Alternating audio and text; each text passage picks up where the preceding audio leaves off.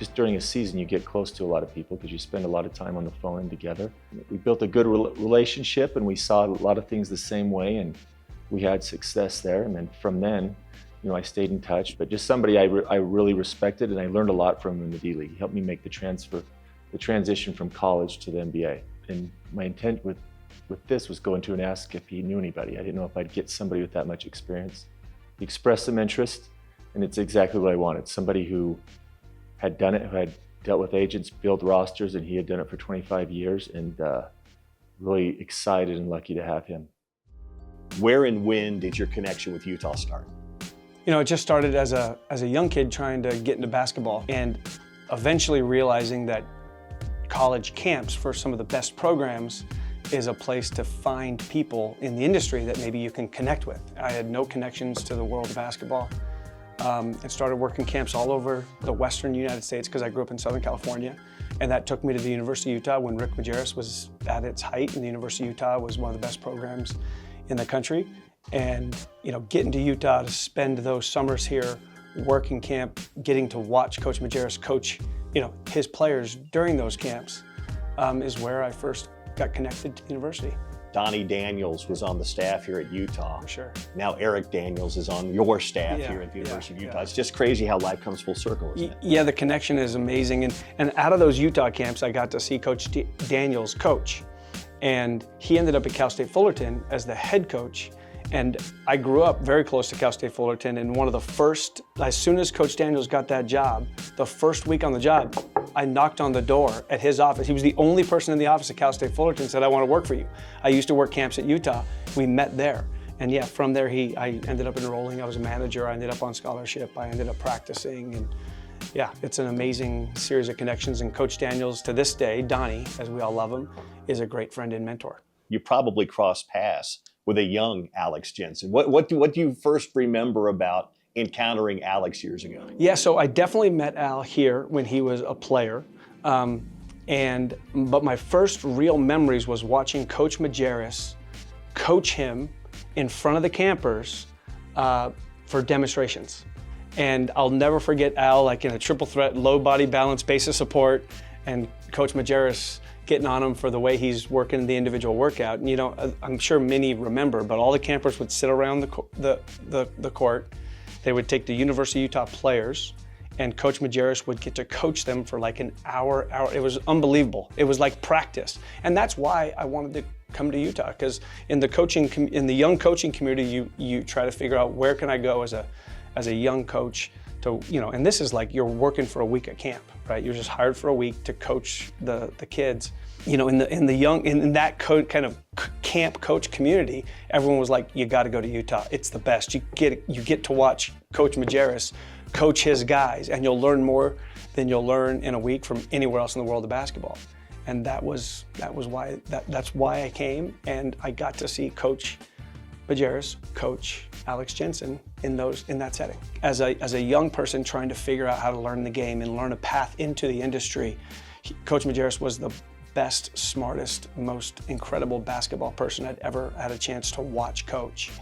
And yeah, I still have his videos to this day. I still have notes that I took in that camp, and those I would say experiences have largely shaped the trajectory of my career. Yeah. When was it, if you can remember a point or a moment in your life, that you knew you wanted to make basketball your career? Super young, 10 years old, 8 years old. I don't even really know why. My parents are high school teachers.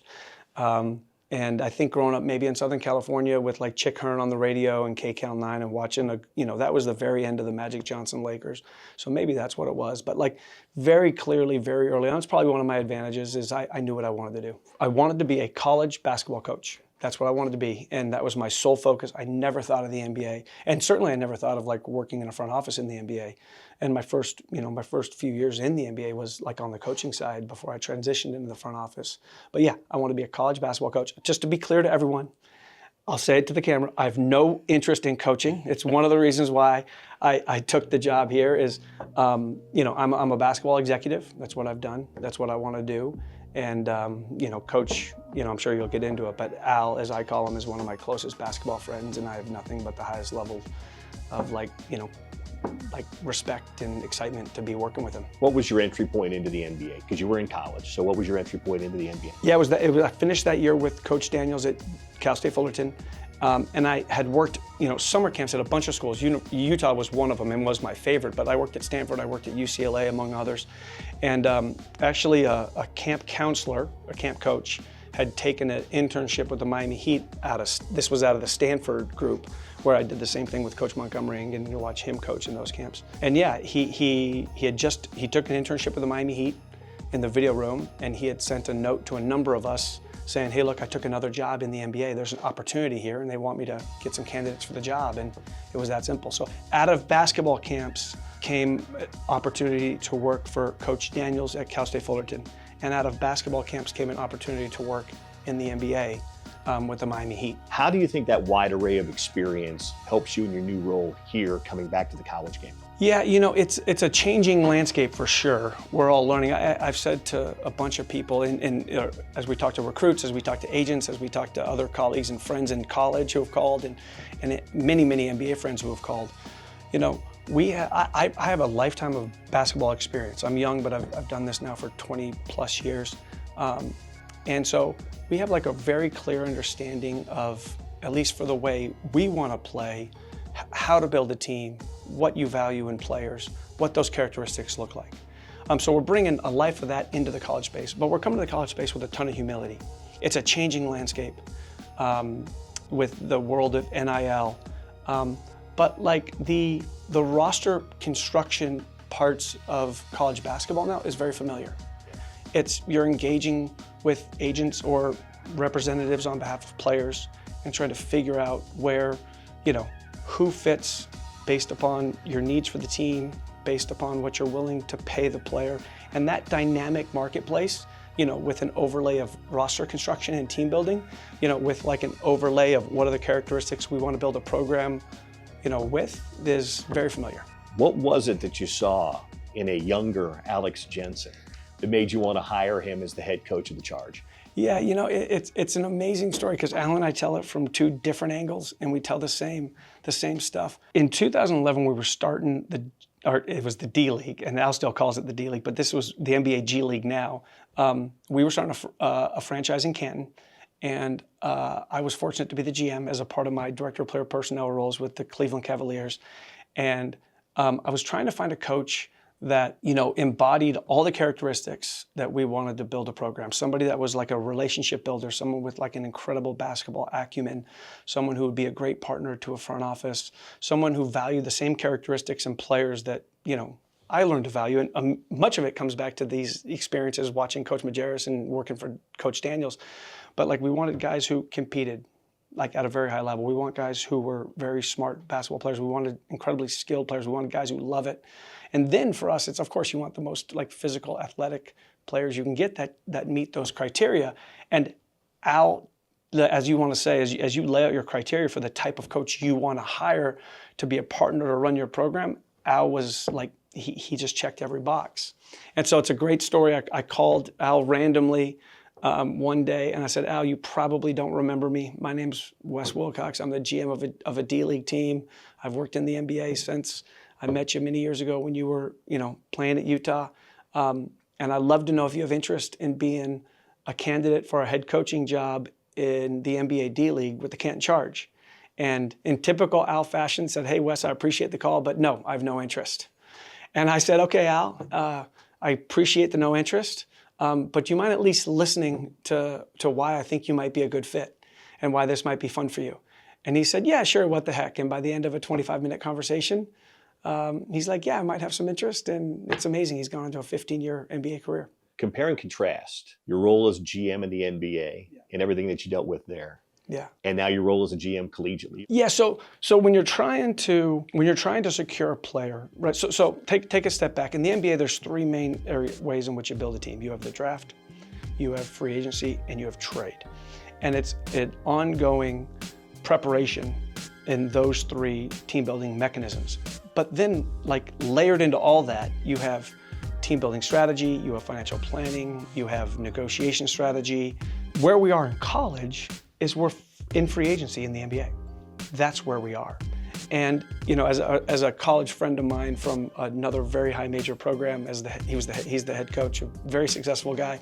He said, I realized free agency is where we're at in college, but in the NBA you have the opportunity to sign players mid-season, you can trade players, and you can adjust and build your roster along the way.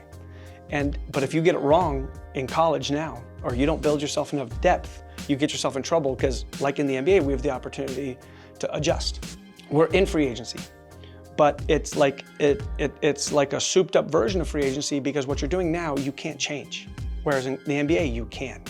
And so trying to layer in a longer term strategy and roster building with the very comfortable space for me of negotiation strategy, knowing how to understand that the most power you have in negotiation is with alternatives, and preparing ways in which you can find and build a roster that fits together, but not sit here and be so focused on one guy that you end up in a really tough spot.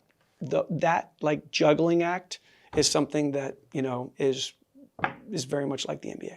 The team building part is fascinating because it feels like you're in COVID, because everything starts with a Zoom.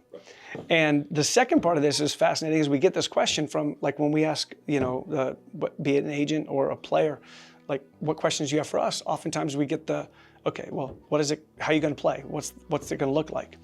And we come from a place of humility in that we don't have a proof of concept yet. So we have a very clear understanding of the type of player we want to add to the program and the type of program we want to build. The program we're going to build is about relationships first. People don't, really care about what you know until they know that you care about them. Then it's going to be about competition second. Everything is going to be about trying to win the game. Third, it's going to be about accountability. We're going to have standards. Al's amazing at this. He's going to hold everyone in the program to the same standard. And then fourth, it's going to be completely aligned. Everyone's going to know what we're trying to do. As Al loves to say, there's no black and white, right? It's crystal clear. And that's the type of program we're going to run. And then the type of player we're going to acquire is super clear to us. They're going to compete. I said it already. They're going to be compete. What does compete mean? Compete means you play hard, you play physical, you play through fatigue, you have a level of sacrifice to try to win the game the next night. You're going to be a smart player, which is, first is you got to know who you are. You got to know your strengths and weaknesses. You got to be a good decision maker. You got to know time and score. You got to have a natural intelligence about you. Third, you're going to be skilled. Everyone knows pass, dribble, shoot. And then for big guys, some sort of interior paint scoring game. And then fourth, you got to love it. Yeah, we want people that love the game. They watch the game. They work at the game. We like to call this a relentlessness to the game. And those are the characteristics that are more important to us. And that's what we know for sure. So the question, it's a long-winded way of saying how are we going to play? Al's going to play like the NBA. But if you asked Al that question 2 weeks ago, he'd be like, tell me who my players are. It's up to you, Al, chill. Eric, Wes, get a team so I can tell you how we're going to play. We're going to play fast. We're going to play an NBA style. We're going to shoot threes. But Al would always say, we're not going to just shoot threes to shoot threes. We're going to try to hit the paint. We're going to get in the blender. We're going to space, and we're going to have a play. And we're going to play the right way. But at the end of the day, it's going to be NBA style. No question, that's what we know. We know crystal clear what type of program we're going to build and the characteristics and players that we're going to go acquire. And with that, we're going to end up building a great program. What's your message to Utah fans? One, we understand the responsibility, number one. And we're grateful for the responsibility. And we're going to work incredibly hard to make this community proud and to get the University of Utah back to where it has been and where it belongs.